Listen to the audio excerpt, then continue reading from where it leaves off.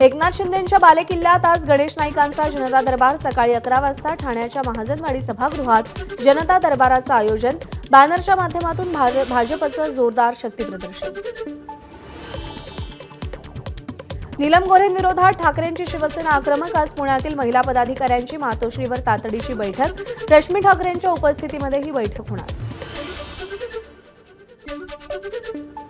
पुण्यामध्ये ठाकरेंच्या शिवसेनेचं नीलम गोऱ्हेंविरोधात आंदोलन, रिमोटची गाडी चालवत महिला शिवसैनिकांकडून नीलम गोऱ्हेंचा टायरवाल्या काकू असा उल्लेख, आंदोलन करणारे शिवसैनिक ताब्यात। मराठी साहित्य संमेलनाच्या कार्यक्रमात नीलम गोऱ्हेंच्या वक्तव्यानंतर वाद, संजय राऊतांनी संयोजक संजय नहारांना फोन करून नाराजी व्यक्त केली। संजय राऊतांचं अखिल भारतीय मराठी साहित्य मंडळाच्या महामंडळाच्या अध्यक्षा उषा तांबे यांना पत्र, चर्चा परिसंवादात राजकीय आरोप केले त्याची जबाबदारी साहित्य महामंडळ घेणार का? तसंच गोऱ्हे भेटी देऊन संमेलनात सहभागी झाल्या का? राऊतांचा सवाल। महामंडळ अध्यक्षांना भेटी दिल्या हे खोटं, संजय राऊतांनी उपस्थित केलेल्या प्रश्नांना महामंडळाच्या अध्यक्षा उषा तांबे यांचं उत्तर। मुंबईतही नीलम गोऱ्हेंविरोधात ठाकरेंची शिवसेना आक्रमक, माजी महापौर किशोरी पेडणेकरांच्या नेतृत्वात महिला कार्यकर्त्यांनी जोरदार घोषणाबाजी करत निषेध नोंदवला। मंत्री धनंजय मुंडेंविरोधातील तक्रारीवर आज परळीच्या न्यायालयात सुनावणी, करुणा मुंडे यांनी दाखल केली होती ऑनलाईन तक्रार, धनंजय मुंडे यांनी निवडणूक शपथपत्रामध्ये खोटी माहिती दिल्याचा आरोप। केंद्रीय मंत्री रामदास आठवलेंकडून धनंजय मुंडेंची पाठराखण, संतोष देशमुख हत्या प्रकरणात मुंडे सहभागी असल्याचं दिसत नाही, त्यामुळे त्यांचा राजीनामा मागणं चुकीचं, आठवलेंची प्रतिक्रिया।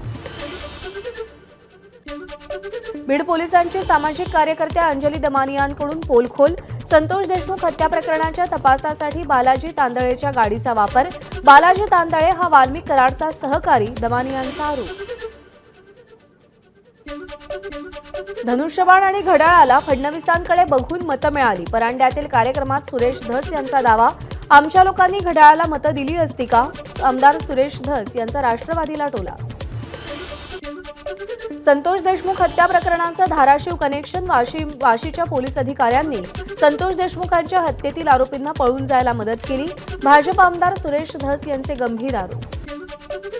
धाराशिवच्या एका कार्यक्रमात आमदार सुरेश धस यांनी सत्कार नाकारला, संतोष देशमुख हत्या प्रकरणात न्याय मिळत नाही तोपर्यंत स्वागत सत्कार स्वीकारणार नाही, सुरेश धस यांची भूमिका। हलक्यात मशालीला घ्यायचं नाही की आणखी कोणाला? हलक्यात घेऊ नकाच्या शिंदेंच्या विधानावर अजित पवारांचा खोचक सवाल। हलक्यात घेऊ नका असं अजित पवार म्हणाले, पण ते 2.5 वर्षांपूर्वीचं वक्तव्य आहे, उपमुख्यमंत्री एकनाथ शिंदेंचं मिश्किल उत्तर। उपमुख्यमंत्री एकनाथ शिंदे आज कुंभमेळ्यामध्ये सहभागी होणार, संत महंतांच्या उपस्थितीमध्ये विधिवत स्नान करणार, सकाळी 11 वाजता प्रयागराजला पोहोचण्याची शक्यता।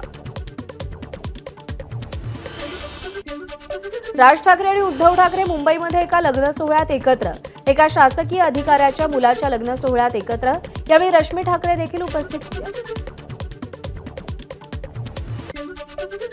माणिकराव कोकाटेंसंदर्भात कोर्टाची अधिकृत प्रत प्राप्त झाल्यानंतर 7 दिवसाच्या आत नोटिफिकेशन काढून योग्य निर्णय घेतला जाईल, विधानसभा अध्यक्ष राहुल नार्वेकर यांची माहिती।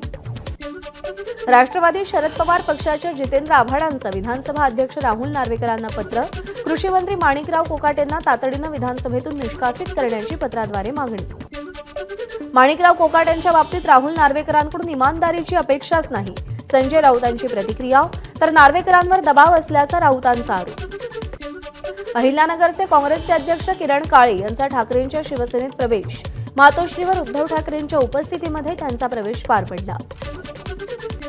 महाड मतदारसंघाच्या मुनमुशी गावात ठाकरेंच्या शिवसेनेला धक्का, शेकडो कार्यकर्त्यांचा शिंदेंच्या शिवसेनेत प्रवेश, मंत्री भरत गोगावलेंच्या उपस्थितीमध्ये पक्षप्रवेश पार पडला।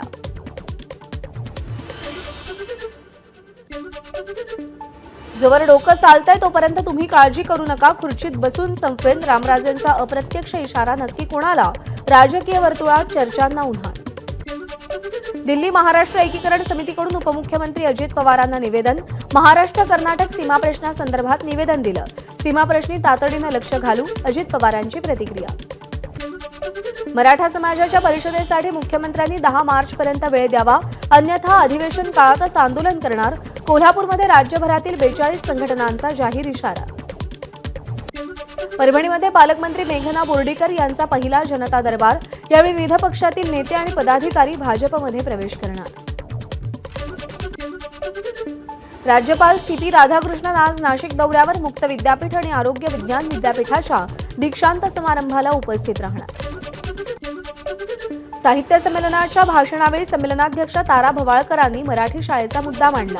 मराठी शाळांना अनुदानाची गरज, इंग्रजी शाळांप्रमाणे मराठी शाळांमध्येही सुविधा देण्यात याव्यात, भवाळकरांची मागणी. महाराष्ट्राचं नवीन वाळू धोरण आज जाहीर होणार. महसूल मंत्री चंद्रशेखर बावनकुळेंची माहिती. तर 26 फेब्रुवारीपासून अंमलबजावणी केली जाईल. महसूल विभागातील सुनावण्या घेताना आता AI चा वापर. निकालपत्रासाठी AI ची मदत घेऊ. नांदेडमध्ये राज्यस्तरीय क्रीडा स्पर्धा समारोप कार्यक्रमात महसूल मंत्री चंद्रशेखर बावनकुळेंची घोषणा. पुण्यामध्ये आज बाजार समित्यांची राज्यस्तरीय परिषद. या परिषदेमध्ये राज्यातील सगळ्या बाजार समित्यांचे सभापती, उपसभापती, संचालक आणि सचिव सहभागी होणार. पणन मंत्री जयकुमार रावल यांची माहिती. अहिल्यानगरच्या पाथर्डी तालुक्यात मढी कनिफनाथ महाराजांच्या यात्रेमध्ये मुस्लिम व्यापाऱ्यांना बंदी. ग्रामसभेचा ठराव मंजूर. व्यापारी परंपरा पाळत नाहीत, ग्रामस्थांचा आरोप. ठरावाचा निषेध नोंदवून सदर ग्रामपंचायतींवर कारवाई करण्यात यावी, यासाठी वंचित बहुजन आघाडीच्या वतीनं जिल्हाधिकाऱ्यांना निवेदन दिलं जाणार. पदाधिकाऱ्यांनी जिल्हाधिकारी कार्यालयावरती जमा व्हावं अशा आशयाचे मेसेज हे समाज माध्यमात व्हायरल. इंग्रजी भाषेची परीक्षा देणाऱ्या 62% विद्यार्थ्यांना उच्चारांची चिंता वाटते. परीक्षेच्या निकालावर नकारात्मक परिणाम होण्याची शक्यता. पियर्सनच्या सर्वेक्षण अहवालात माहिती समोर. अकोल्याच्या खडकी भागातील महिला आणि बालकल्याण विभागाअंतर्गत असणाऱ्या वसतिगृहाला आमदार अमोल मिटकरींची अचानक भेट. यावेळी वसतिगृहाचा भोंगळ कारभार समोर.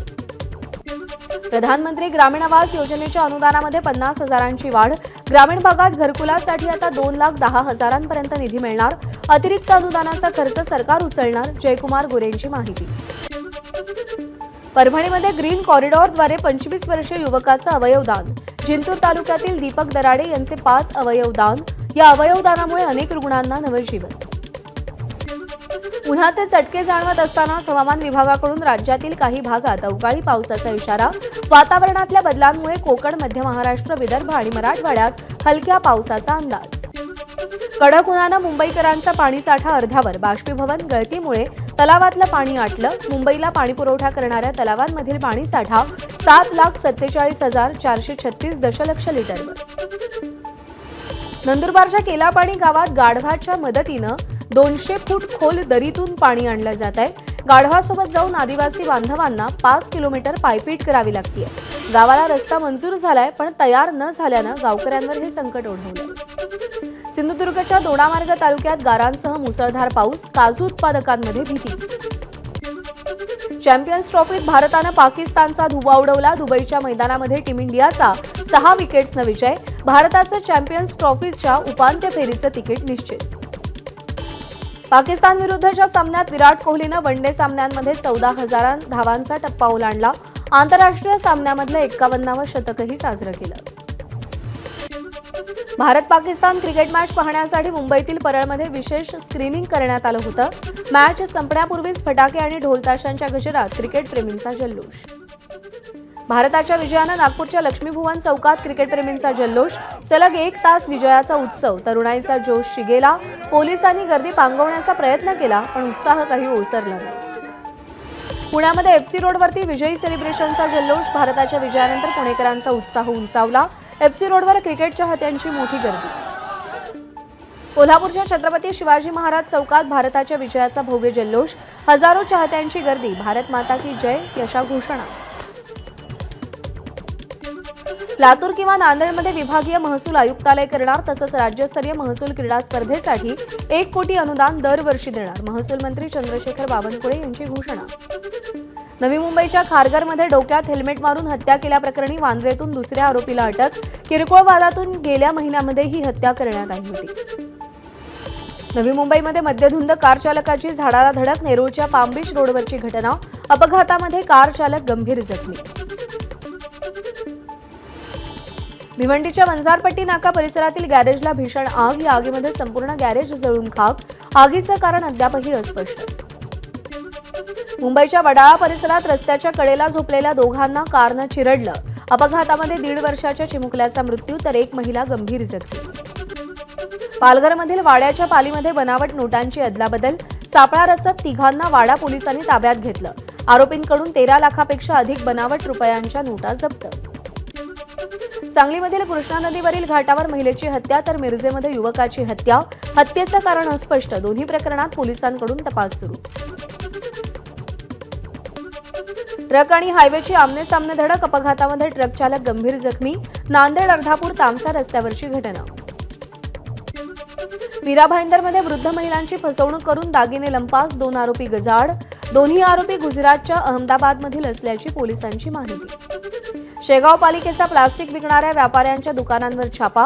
कारवाईमध्ये 27 क्विंटल प्लास्टिक पिशव्या जप्त. प्लास्टिक पिशव्या वापरू नये अन्यथा दंडात्मक कारवाई होईल. पालिकेचा इशारा. शिवाजी महाराजांच्या 12 गड किल्ल्यांना जागतिक वारसा दर्जा मिळवण्यासाठी महाराष्ट्र शासनाची पॅरिसमध्ये शिष्टमंडळ भेट. यावेळी युनेस्कोतील भारताचे राजदूत विशाल शर्मा आणि महाराष्ट्राचे अधिकारी उपस्थित होते. नाशिकच्या मनमाडमध्ये किशोर राज्य अजिंक्यपद कबड्डी स्पर्धा. नाशिक शहर आणि ग्रामीण दोन्ही मुलींचे संघ साखळी गटात विजयी. पुढील 5 दिवस कबड्डीचा थरार रंगणार. ठाण्यामध्ये संत निरंकारी चॅरिटेबल फाउंडेशनचं भव्य स्वच्छता अभियान. सिद्धेश्वर तलाव परिसरात 500हून अधिक निरंकारी अनुयायांचा सहभाग. ठाणे महापालिकेच्या अधिकाऱ्यांचा आणि कर्मचाऱ्यांचाही सहभाग. पुरंदरमध्ये श्रीनाथ म्हस्कोबा आणि माता जोगेश्वरी देवीच्या यात्रेची सांगता. रंगाच्या शिंपणानं भक्तगण रंगून गेले.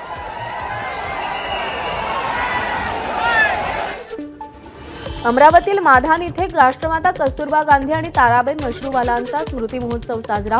पद्मश्री डॉक्टर शंकरबाबा पापळकर उपस्थित. यावेळी ग्रामरक्षक साप्ताहिक अंकाचं प्रकाशन.